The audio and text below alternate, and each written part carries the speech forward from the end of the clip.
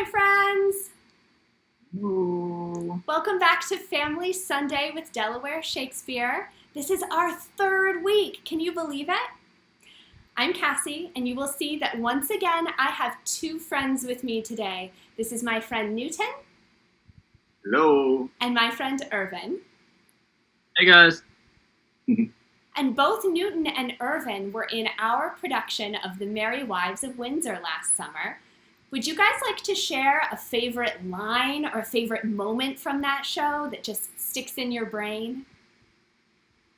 I had this line that I said that was like, "We shall drink down all unkindness," and it just kind of is this declaration of getting together with friends and family, people that you love, and having food and enjoying your time together, getting rid of all malice and hurt in your heart. So I thought it was a really great line.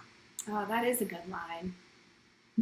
My favorite moment in line was from our good friend Newton. He had this line where my other good friend Anthony played his soon-to-be son-in-law, and Newton did not like Anthony at the time, and would put the emphasis on in character. Anthony's character, and would put the emphasis on the word Fenton whenever he'd say his name with the best faces. He would really get in here and Fenton, and that was my favorite. That was my favorite moment. And oh, that is so fun. Well, thank you both for joining us today. Before we get into our story time, we thought we should do a little warm-up. Irvin, would you like to talk us through a good way to warm up before our story? So yeah, I'm getting loose over here already. So what we're going to do is just go through a little not even upper body, just head face massage to get the mind going, the face going, get us to a Zen space, all those things. So I like to start off when I start my head massages with a little just temporal roll. yeah. Side of the head, just a little. How hard should I push, Irvin? Not too hard, lightly, but enough to where you can feel it inside of you. Okay. And do you use two fingers or one? What do you think is best? I like to use two to really get a nice precision in there. You can do them at different times or together, and really just focus on just how you feel inside of your head when you do it. You can transition to inside the eyebrow.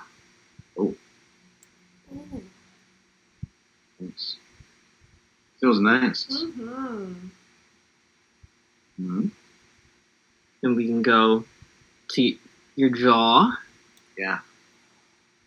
I hold a lot of tension in my jaw, so that's nice. Same. I think a lot of people do from how much we use it when we. It's good to just release that. And a little bit under your jaw, more to your neck. Actually, depends on here, right? Yeah. Mm-hmm. Nice. Should we hum too, maybe? Just let out a hum. Just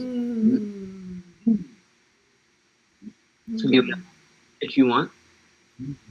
Maybe to one of your favorite songs. This is red. We'll go back up to the jaw. Okay. I'm just really thinking about letting all that tension go. Yeah. It's good. Go back up to the temple. Head.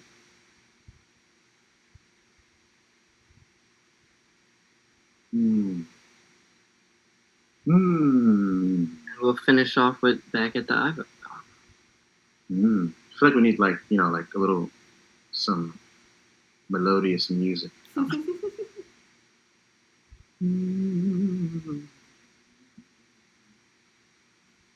is nice. I'm so relaxed now. Yeah, you too. That was lovely. Thank you. Sure. let out all of that tension.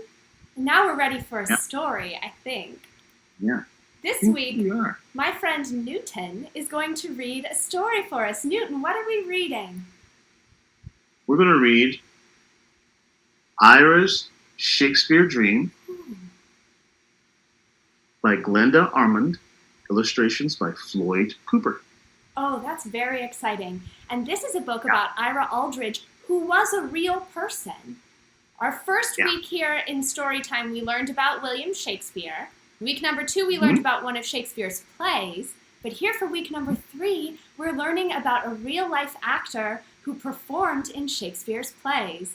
So this will be very exciting. Yeah. I'm excited too. Shall I hop right in? Yeah, let's do it. And Irvin, I think you and I should play a game as the book happens, because we might mention some Shakespeare plays. I think you and I should count how many we see along the way. We can work together, but let's see if we can catch how many. Newton, you can tell us if we're right or not. I'll do my best. All right, ready? Mm-hmm. Ira's Shakespeare Dream.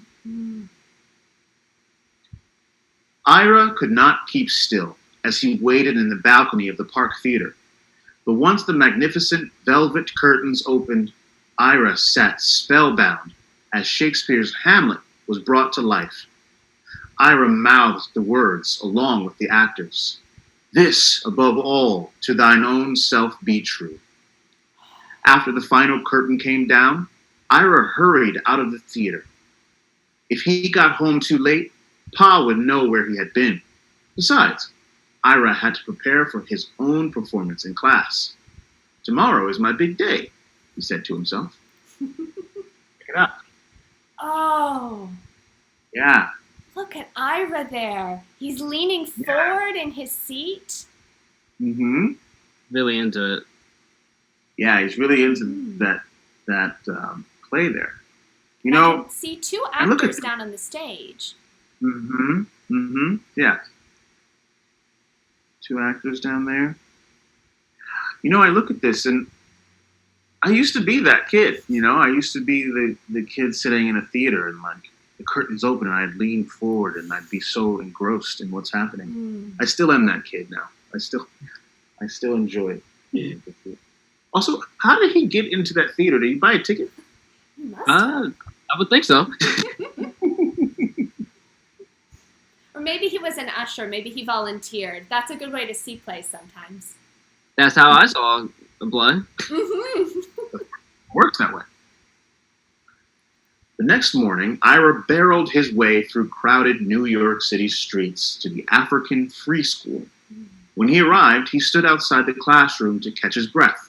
Then, he made his grand entrance. "Ah, here he is," Ira's teacher, Mr. Andrews, announced to 2 men who were standing at the back of the room. "Students and honored guests, Ira Aldridge will now perform a scene from Hamlet, a play, as you all know, by the great William Shakespeare." Here he is, running and getting into school kind of late. See if we can get you there. That Here he is. panicked being late for school feeling. Whew. Oh yeah. Know all No. about that. Mm-hmm. I think you never get over that. I still have flashbacks to that now. If I'm 2 minutes late, I'm ready for the bell to ring. I agree. Ira paced back and forth, rubbing his chin and motioning with his arms as he spoke the words of Hamlet, the troubled young Danish prince. To be or not to be, that is the question. "Bravo!" cheered his classmates and the visitors after Ira ended the scene with a bow. "Such talent," said one of the visitors.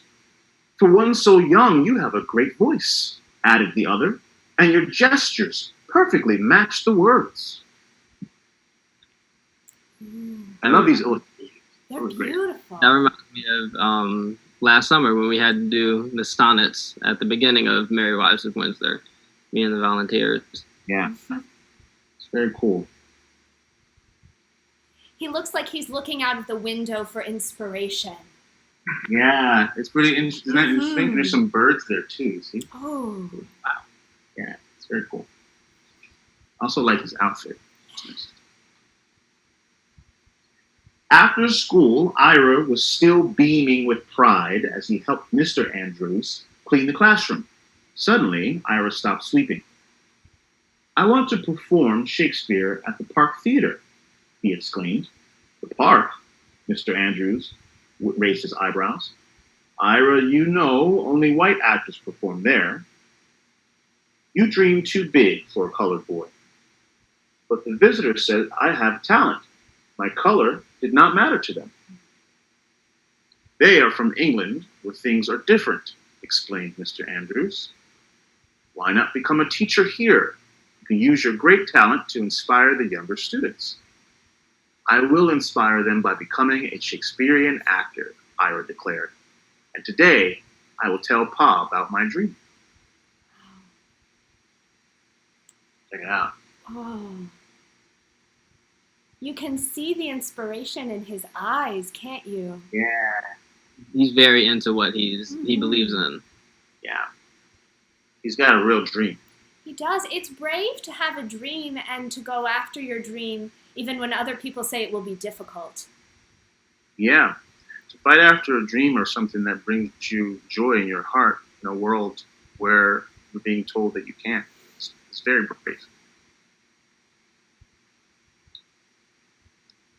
Ira's father was a church minister who also sold items made of straw. Ira found Pa on Mulberry Street and sat with him in his wagon. Shakespeare? Pa exclaimed when Ira told him of his dream. How can you make a living play acting and pretending? Your brother Joshua couldn't do it. What makes you think you can? Before Ira could answer, Pa began calling out to passerby in his melodic voice. Straw man, get your baskets, hats, and mats. Ira sat patiently while Pa sold his wares. On the way home, Pa said, Ira, I want you to follow in my footsteps and become a minister. Use your God-given talent to preach about right and wrong, and stay away from that playhouse. What would your mother say about such foolishness? If Mama was alive, though, thought Ira, she wouldn't call my dream foolish. Still, Ira is very persistent in his dream, which I totally commend. Mm-hmm. Yeah, and he's hanging out with his dad, and his dad is a simple guy, right? And is just trying to protect his son. Yeah. He really cares about him. It seems like Ira's very determined still. I think he is. I think he might be. I think you're right. Here's an example. Against Pa's wishes, Ira continued to go to the theater. He even discovered a new playhouse, the African Grove. It was an all-black theater in New York City. At the park, Ira was forced to watch plays from the balcony. But at the Grove, he could sit in any seat in the theater to watch the lively acts and musical numbers. Sometimes, the Grove even staged plays by Shakespeare. Ira was fascinated by the wigs, makeup, and colorful costumes worn by the actors. He longed to be a part of this magical world of the theater. Why couldn't Pa understand? Ira thought. Check it out. Oh, I love wow. that. They're having such a good time. Like, look how expressive they are. And then look at his response to that. He's there with them. Mm-hmm. Yeah. You know, it makes me think of representation matters a lot. It really does. To be able to inspire him, yeah. To be able to see yourself in another place. Mm-hmm. I like the name of you said it was called the African Grove, right? This is making me think of like a grove of trees where you can stand in the middle of this circle. It feels, I don't know, it feels like Ira was being hugged by the theater, where maybe he wasn't at the park before. I like that. That's great. Mm-hmm. One day, feeling hopeless, Ira went to the waterfront to visit Joshua. Ira found him at work, whitewashing a boat. As they talked, Ira watched ships depart from far-off places such as England, the land of Shakespeare. "You have more talent than I had," Joshua said, following his brother's gaze. "If any one of our people could become a successful actor, it would be you." Just then, the captain of a nearby cargo ship walked in. He told the brothers that he was leaving for South Carolina and needed a cabin boy to do chores on the trip. Ira looked at Joshua. "Go. You need an adventure," Joshua said. "But be careful. Things are different down south." "I will," Ira promised. "Tell Pa I'll be back soon." Wow. He What a went cool on the kid. ship all by himself? Yeah. I love how Joshua is fully supportive of Ira's dreams to become an actor, Mm-hmm. while Yeah. still saying, "Do that, and I'll help out along the way." Yeah. He really believes in his brother. Mm-hmm. I also like the contrast of the large ship with the two brothers here. Yeah. I mean, that the journey that he's about to take is kind of bigger. It's going to be a big one. Mm-hmm. Yeah. Yeah, and it might be hard and scary, but his brother is supporting him all the way. Yep. Ira enjoyed the voyage, but when the ship reached the port of Charleston, South Carolina, he was reminded of Joshua's warning. A man came aboard and, seeing Ira at work, offered to buy him for $500. At first, Ira was angry at the idea of being sold like a basket or a straw hat. Then he became fearful.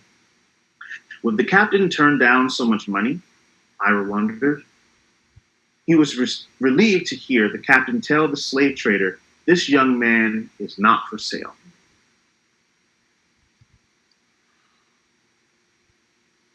Yeah, I'm really glad that they included this reality. Mm-hmm. and you can see in his expression he's actually very fearful of how that might become. Wow. Yeah. Already his journey is turning out to be pretty challenging. Yeah, it takes a lot of... He's so brave. Yeah. He's just so brave. Although Ira had been spared, he watched helplessly as other people were sold into slavery. He would never forget seeing men, women, and children on the auction block. He felt the agony of family members when they were sold off one by one and taken away by different owners. Ira was happy to return to New York 3 weeks later. Facing Pa's anger would be easy after what he had seen down south.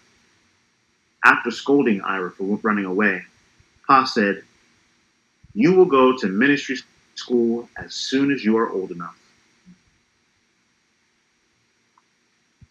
Oh, wow. There's so much going on here. So in this shot here, you can see Yes.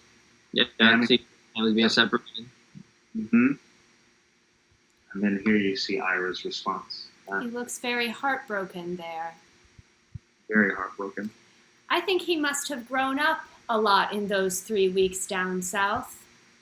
I would imagine. Mm-hmm.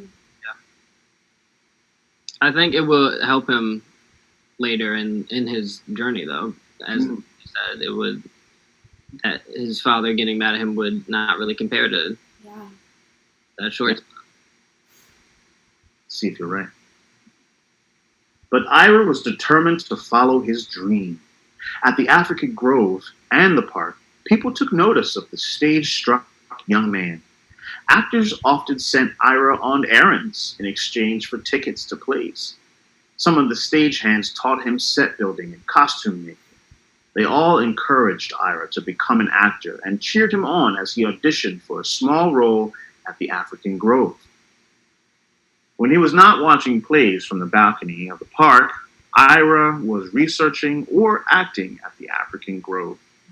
He was chosen to play the lead in Shakespeare's Romeo and Juliet. Play number 2. Yeah. That like this part because it shows just how much Ira was willing to do the work to realize his dream, right? He was building sets and running errands, and he put in the work. Yeah. Mm-hmm. Also, this is an example of an all-black Romeo and Juliet. Yes. Wow. Which I don't think I've ever seen. No, That's I pretty haven't cool. either. Representation. Pa soon discovered that Ira had stopped going to school and immediately enrolled him in a ministry college. Now Ira was faced with a difficult question. Should he obey his father or follow his own path?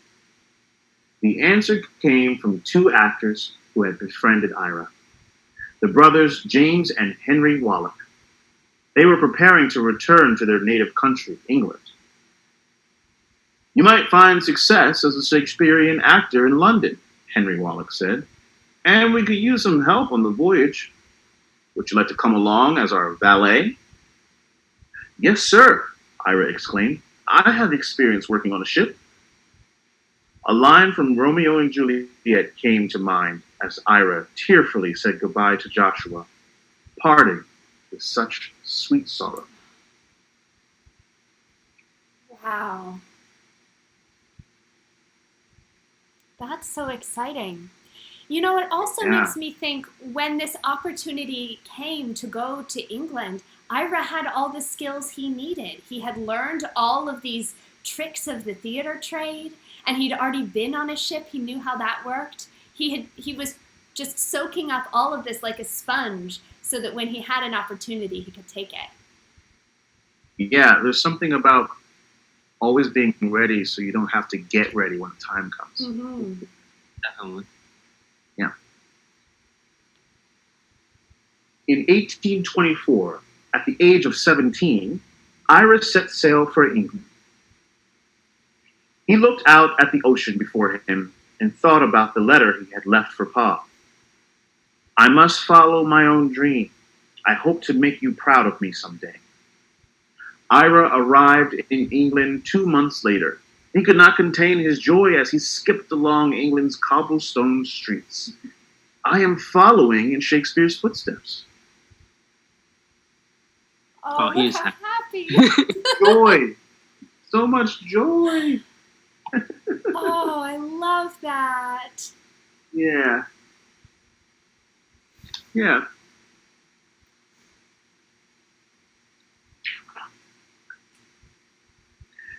With help from the Wallach brothers, Ira found work running errands at a few small theaters.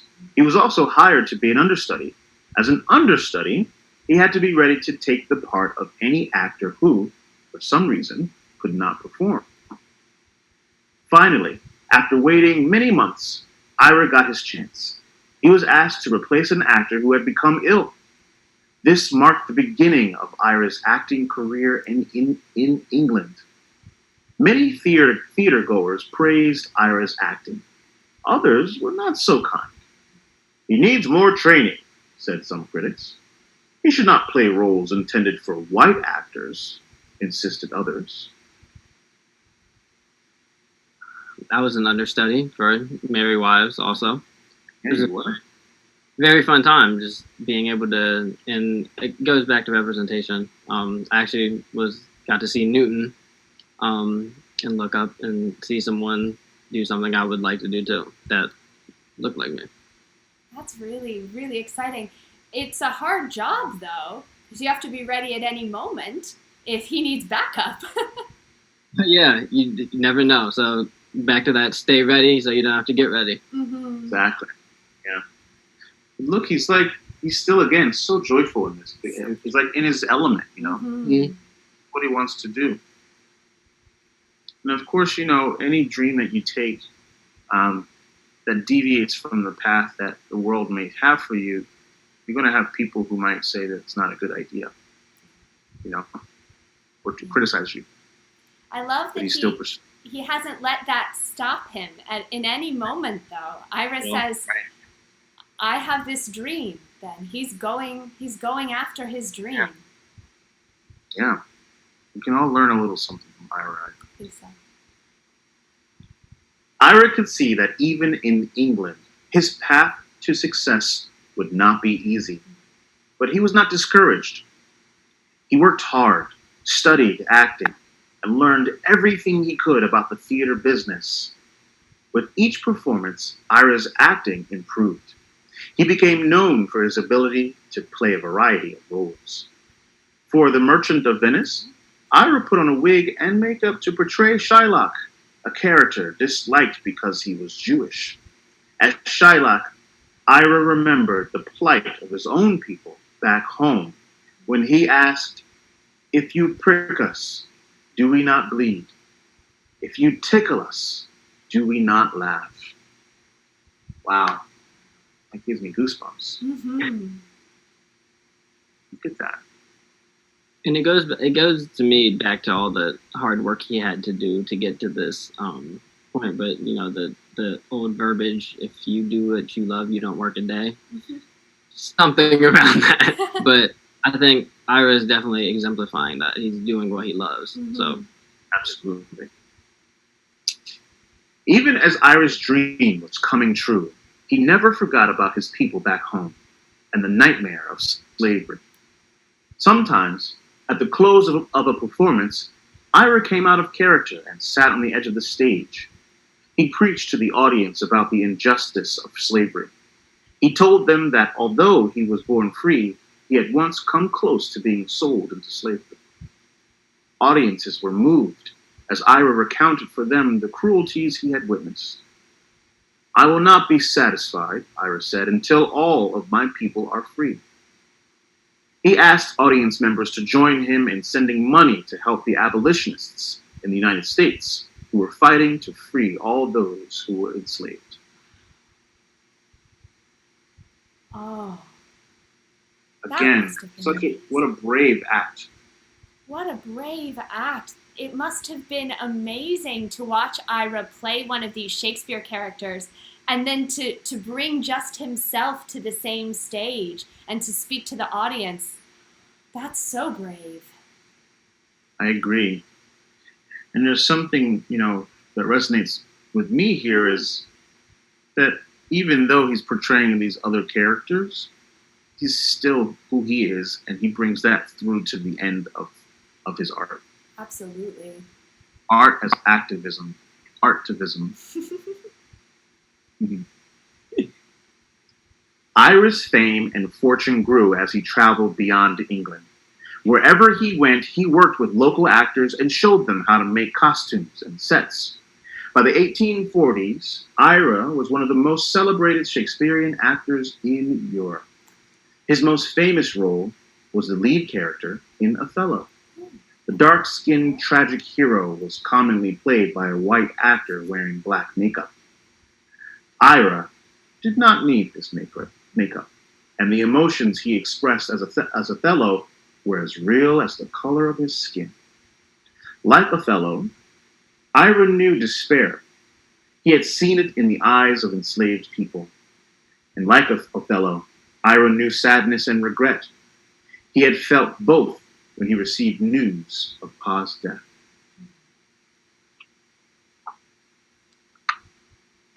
Here he is playing Othello with Desdemona.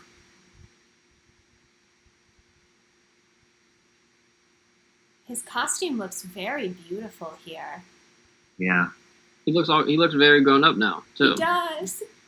Yeah, He do does you look remember grown that little boy leaning forward in his seat? Now Yeah. he's in the spotlight wearing all those fabulous costumes and speaking those words. I'm sure it must have been difficult to hear about his Pa's passing, too. After many years of portraying Othello, Ira became the character in the minds of his admirers. They sat spellbound at his performances. Ira seemed to speak directly to each person in the audience in the tragedy's final scene.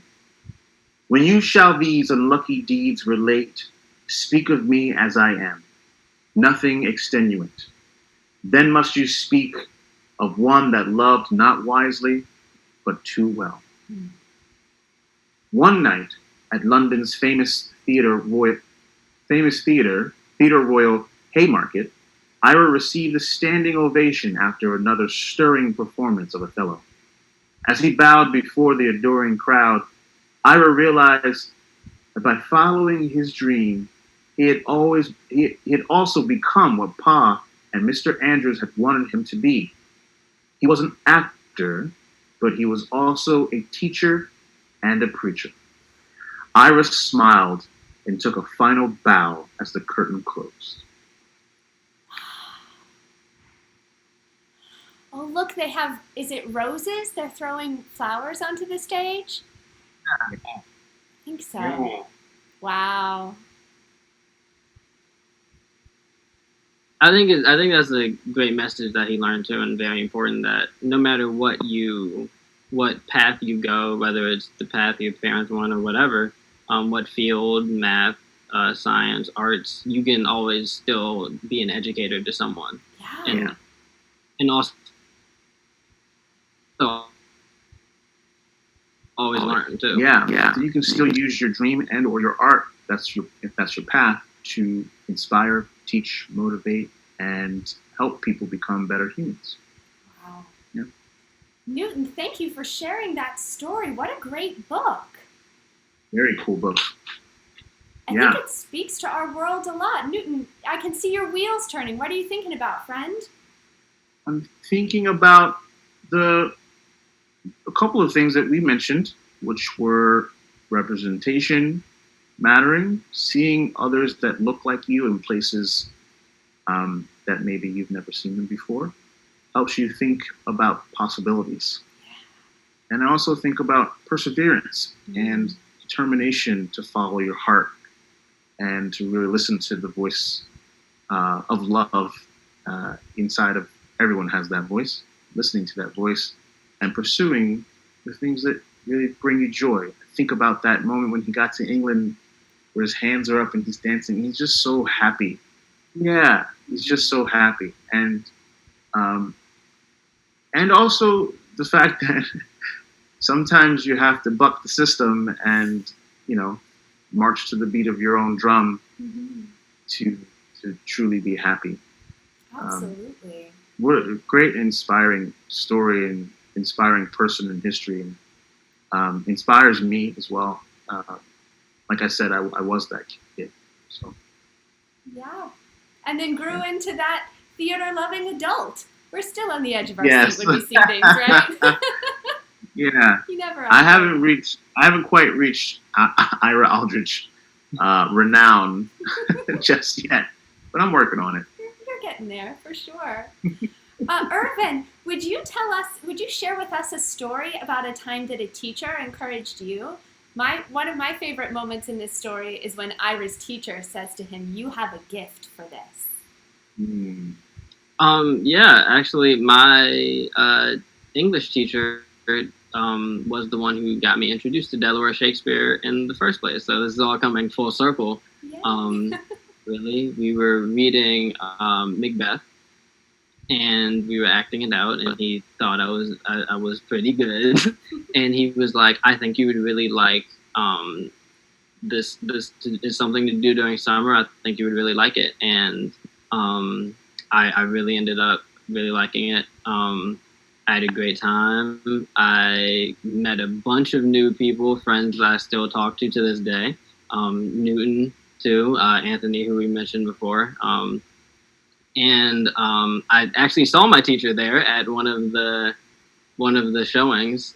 So that also came full circle. But I think it also made I feel like Ira in the sense of I got to firsthand see it was that kid leaning over the balcony, as I said, seeing Newton, seeing someone else in that place and being like, oh, I can also get there too.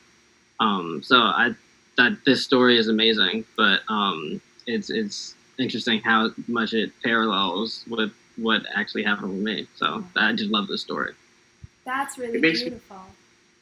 It makes me think about our network of support and the people that are around us, and spending time with those people and making sure that we have people, our family and loved ones and friends that are that have our best interests and have our happiness and joy as a priority for them, as something that they want us to find as well. Ira, I think, wouldn't have been encouraged to do to make some of these moves if, his brother didn't say, yeah, hop on that ship. Or if the Wallach brothers weren't like, come with us to England. Mm-hmm. To kind of help say like, yeah, you're not crazy. Do what makes you happy. Do what, pursue the thing that I see in you. Mm-hmm. That brings joy. Yeah.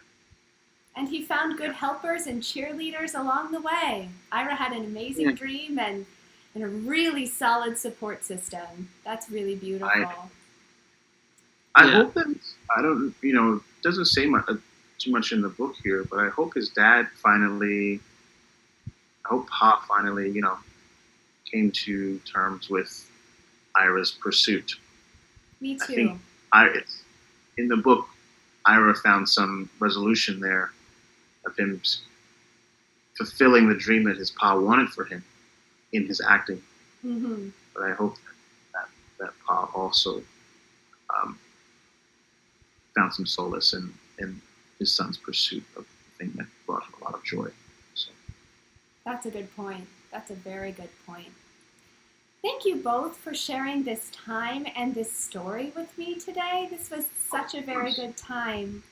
And friends, thank you all for being here. I'm sorry, Newton, I cut you off. What were you going to say? I was just saying it was so much fun. That's it. It was so much fun. Friends, thank you all for joining us. Remember, you can visit the Delaware Shakespeare website to find coloring pages and activities to go along with this story. And we're so very glad that you shared some time and some virtual space with us today. Follow your dreams and stay kind. We'll see you soon. Bye, friends. See you later.